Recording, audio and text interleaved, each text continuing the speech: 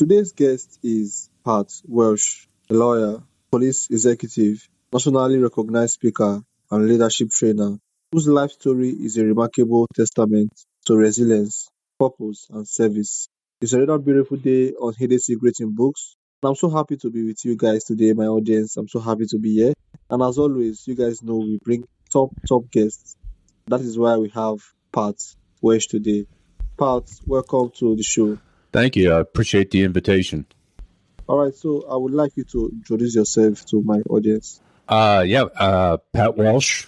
I have kind of a odd journey through life. I was abandoned in an orphanage in Dublin, Ireland when I was 3 days old and adopted to the United States 16 months later. And that began my journey and story. And I've been a lawyer. I've been a cop. I've been a university level instructor. I've written a couple books. I have my own podcast that's international, and really been blessed many, many ways, many times over. And that's how you and I met, more or less. All right, thank you so much, Pat. So your life began with incredible uncertainty. Tell us how those early experiences shaped the leader you have become today. That's a great question. And it's actually a story that spanned over 40 years that to finally get the whole picture. Like I said, my birth mother was a widow when I was born, and she wasn't able to keep me, so she dropped me off at an orphanage when I was 3 days old. And so growing up, and I'm a naturalized citizen here in the United States, so one of the things I was always the different kid because I had to go to federal court when I was 5.5 years old and raise my hand and become a citizen. So I had all those unique things. And then I also did not have a history that I could share, that was personal to me because of being adopted. So that kind of impacted me and made me, I think, more independent and more outgoing and wanting to do and see and meet as many people as possible and do all sorts of things. And then actually 40 years later, I actually was over in Ireland with my mom and dad, my adoptive parents, and my wife. And we actually met my birth mother and my sister. I have a biological sister in Ireland. And that encounter taught me so much about empathy and compassion and faith and trust in God, that there is a reason for everything. And it's a journey, and we may not know where exactly we're going to end up at, but if we keep that kind of faith, then the outcome will most likely be much better than if you were depressed and mad at the world because your mother abandoned you, kind of thing. So it's been a 40-year kind of crafting, and I'm almost 69 years old now, and I'm still learning and growing and being crafted in that what I call the warrior servant leader mindset. All right, thank you so much, Pat. So you often talk about becoming a warrior, servant, and a leader. What does that phrase mean, and why are all three qualities essential? My definition of a warrior is a person who simply stands up, shows up, and respectfully defends what they believe. And, it could be your family, your faith, your friends, your career, whatever it is that you're passionate about, that you stand up, show up, and you defend what you are passionate about. The servant is simply a person that puts the wants and needs of others before their own. And think of parents, how they do that every day raising their kids, that they put the wants and needs of their kids before their own. And that's a servant mindset. And then a leader is simply a person of influence and impact. You don't have to have a title. You don't have to have rank. You don't have to have a bunch of letters behind your name or written a bunch of books or done anything spectacular. I think Mother Teresa of Calcutta said, we may not all be able to do great things, but we can do little things with great love. And that is the mindset of a leader, is being that person of influence and impact in the lives of people you meet every day. And all three of those, you have to balance all three of them, because that's how we live content lives. That's how we live successful lives. That's how we make the lives of other people better, is if we learn that it's not about you. Get rid of your ego and have that warrior servant leader mindset, but it's always, always focused at other people. And our motto within our organization that I have is, what we expect of ourselves is to always strive to do the right thing at the right time, the right way, and for the right reasons. And that gets rid of that ego and that it's about you. If you're always looking at others and what can I do the right thing, right way, for the right reasons for that person.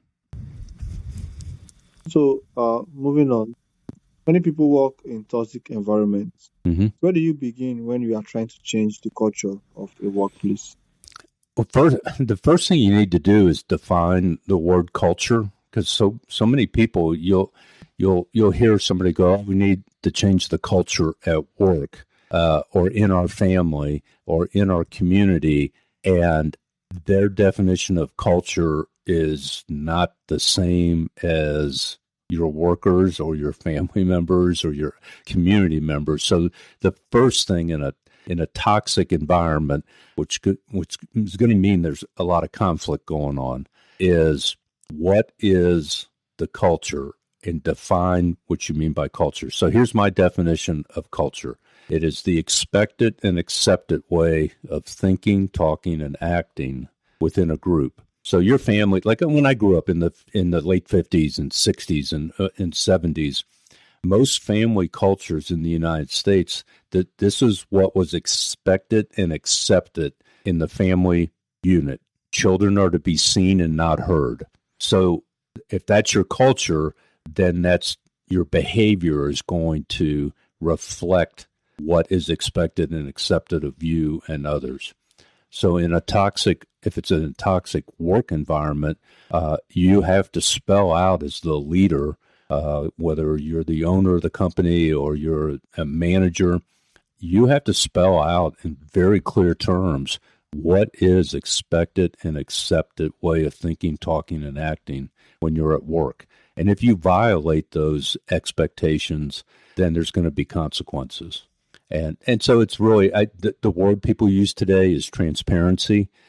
And if you want to change the culture of whatever your circumstances are, you definitely have to be very honest and transparent and hold yourself and other people accountable to what is expected of you.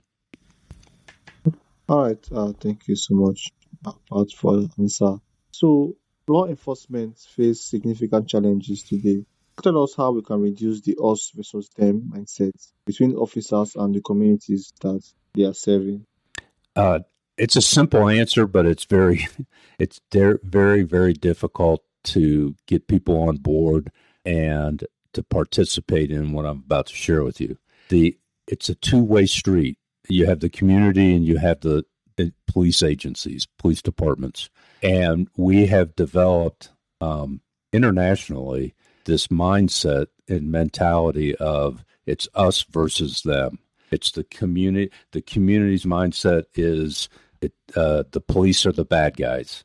And the police mindset is the community they're ungrateful. They don't know what law enforcement officers have to go through, and why can't people just obey the law?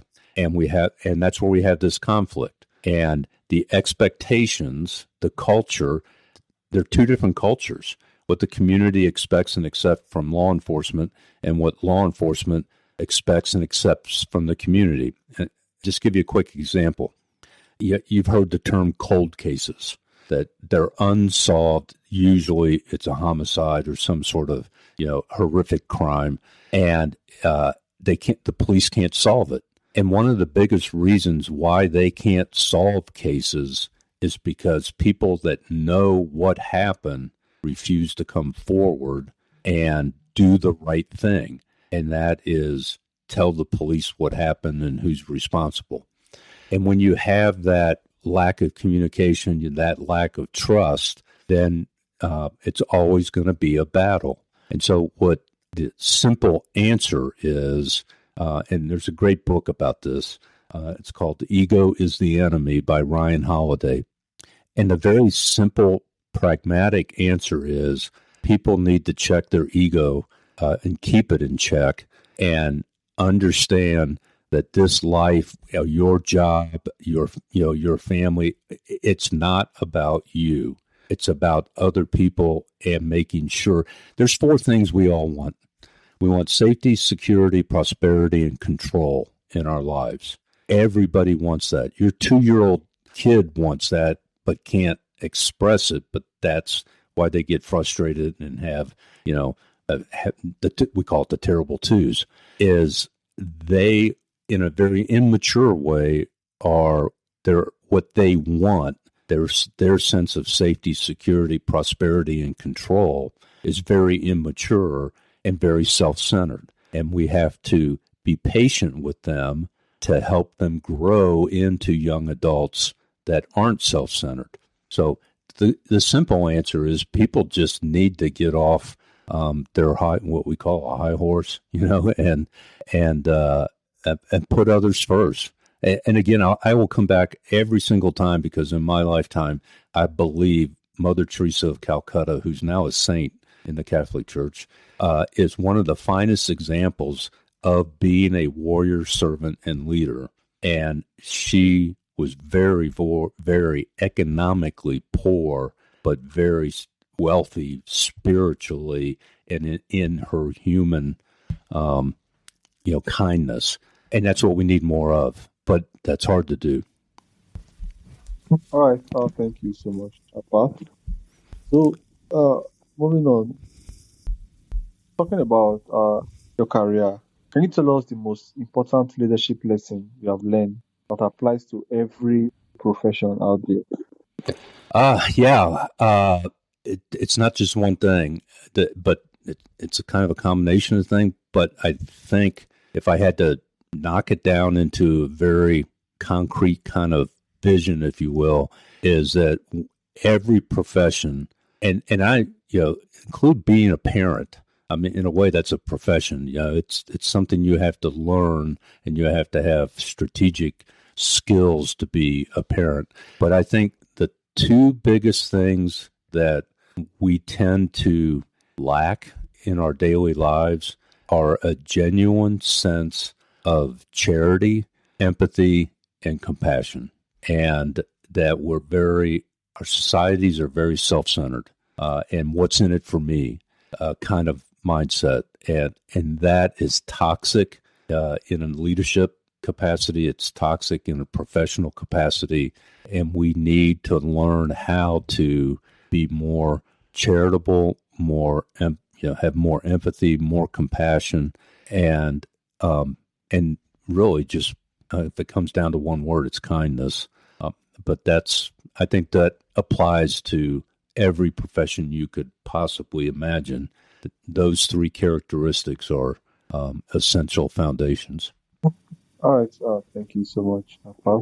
So, still on leadership, how can ordinary people become leaders in their homes, workplaces, and communities, even without a leadership title? Oh, wow. I get one thing I would really encourage people is don't put a label on being the person that you want to be or that God created you to be, because people will go, you'll hear it all the time. You'll start talking about leadership and people will go, well, I'm not a leader. Well, yeah, you are. If your child looks up to you, and in their eyes, you're a leader, even if you don't think you are, or in the workplace that, hey, I'm just the janitor. Read the story of Les Brown, who was just the janitor, and I put just, in air quotes, and he was literally living in a closet. He didn't have a home, and he was literally using a closet as his home at the building where he was, the janitor. But he is now one of the most gifted speakers internationally in sharing his story and inspiring other people to get out of that mindset that you're a nobody, and get out there and be the person that God created you to be. So that I don't like labeling things, because then people pigeonhole and then they think, well, I can't do that because, and then they have an excuse. So that would be one of, I think, from a leadership standpoint, is don't get fixated on the word leader and get fixated on the outcome of helping other people. And all that other stuff, the positional stuff, people that are going to pat you on the back, or they're going to, say, oh man, you really changed my life. And all those really positive feedbacks that you get, those will come, but that's not why you're doing what you're doing, to make the lives of other people better. Okay, thank you so much for breaking up how you can be leaders even without the leadership title. So faith has played a significant role throughout life. How has it influenced your decisions, your leadership, and your ability to serve other people? Okay, you were breaking up there a little bit. Could you repeat? I didn't get the question. Faith has played a significant role throughout your life. Mm-hmm. How has it influenced your decisions, your leadership, and your ability to serve other people? Yeah, faith, without, faith, love, and hope from the Christian perspective, and even in other non-Christian beliefs, that there are similar terms of faith, love, and hope are foundational characteristics or values that you have to have. And for me, there's a verse in Jeremiah in the Old Testament that says, and it was God speaking. He says, I knew you. He's talking to Jeremiah. I knew you before you were ever even formed in your mother's womb. And that means, the word knew means I loved you before you were ever even created in your mother's womb. And it goes on and says, and I consecrated you. That means I had a mission and a purpose for you before you were born. And if you have that faith and you believe that, then that helps you focus, and it's helped me focus on my short time journey that I have, in this mortal life, is discovering and executing that purpose that God created me for. So I think that it helps me get through tough times, and we've been my wife and I, our youngest son died serving overseas in the military. He was 20 years old. I'm just heartbreaking, but it was our faith and our hope and our love that got us through those tough, dark days. That was 11 years ago. So for me personally, that's my foundation for everything I do, from a leadership, a warrior mindset, a servant mindset, is based in my faith and belief in God and my Creator, and that I'm here for a purpose. Okay, thank you so much. So, if someone wants to begin living as a warrior, servant, and leader today, what's the very first step they should take? Wow, great question. Part of it will depend on where you're at in your own life, including how old you are. If you're a much younger person, maybe even a teenager, not technically an adult yet, the first thing I would recommend to anybody who wants to embark on a journey, because it is a journey. There's never a day that comes that you can go, well, man, I can relax now and retire. I don't have to be a leader. I don't have to be a warrior. I don't have to be a servant. No, until you take your last breath, there's always going to be opportunities for you to be a warrior, servant, and a leader in somebody else's life. And I would highly recommend that you find other people who have the gifts and the mindset that you want to grow in yourself, and have them mentor you, have them coach you, have them be your friend. That you, if that, if nothing else, is, hey, you tell them, and just outright, I really appreciate and admire your values and how you conduct your life. Will you help me achieve those same values and those same behaviors? And it's kind of like, I'd liken it to when you have, if you have kids and they're an infant, they can't do anything on their own. They are depending on somebody to take care of them, and even to crawl and to learn how to walk, how to run, how to throw a ball. They can't do it on their own. It's not instinctive. And leadership is not instinctive. Some people go, he's a born leader. No, he's not. He's been a very observant, or she's been a very observant person who has grasped a lot of things and has learned how, and they failed a lot of times. I have failed a lot of times. And so the first thing I would recommend you do is find somebody that is, and I don't mean somebody remote. It's not about reading Tony Robbins' books or even my books or other people's books and stuff and simply reading. You need that personal contact, that face-to-face interaction, that you can sit down with somebody and go, hey, I'm struggling, and here's what I'm going through. I need help. And that's hard for men to do. I don't think it's as hard for women to do because they're more community-minded, I think, intrinsically. But for men, that's probably the hardest thing that a young man, or even an old man like me, to ask somebody to, hey, I need your help. All right, Papa, thank you so much. Thank you. This has really been a thrilling and a very wonderful episode so far. I really appreciate you taking out your time to share your incredible journey and timeless principles that have guided your life.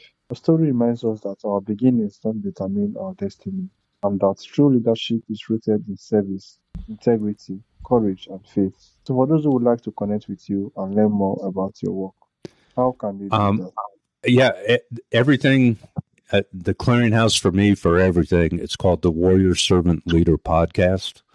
That's my calendar's on there. If you want, a free 30-minute, sit, just on a phone and talk, or a Zoom call because you have questions and you want to learn. That everything's on there. So the Warrior Servant Leader Podcast.com is the best way to get a hold of me. Or if you're on LinkedIn, Pat Welsh, WELSH, and then the initials JD. J is David. You can reach me and connect on LinkedIn. Okay, thank you once again. I'm also on LinkedIn and I'd also love to connect with you. So I'm happy if you would leave me with your links on Podmatch. Okay, I'm sorry. I think I said I'll be happy if you can leave me with your links on Podmatch. Oh, okay, absolutely. I'll send them to you. Okay. Now, to all our listeners out there, thank you for joining us today on Hidden Secrets in Books. If this conversation inspired you, be sure to subscribe, leave a review, and share this episode with someone who wants to become a strong leader in their family, workplace, or community. Until next time, keep learning, keep serving, and keep discovering hidden secrets behind every meaningful life. Once again, Pat, thank you so much for coming to my show. Oh, and thank you. I really appreciate the time.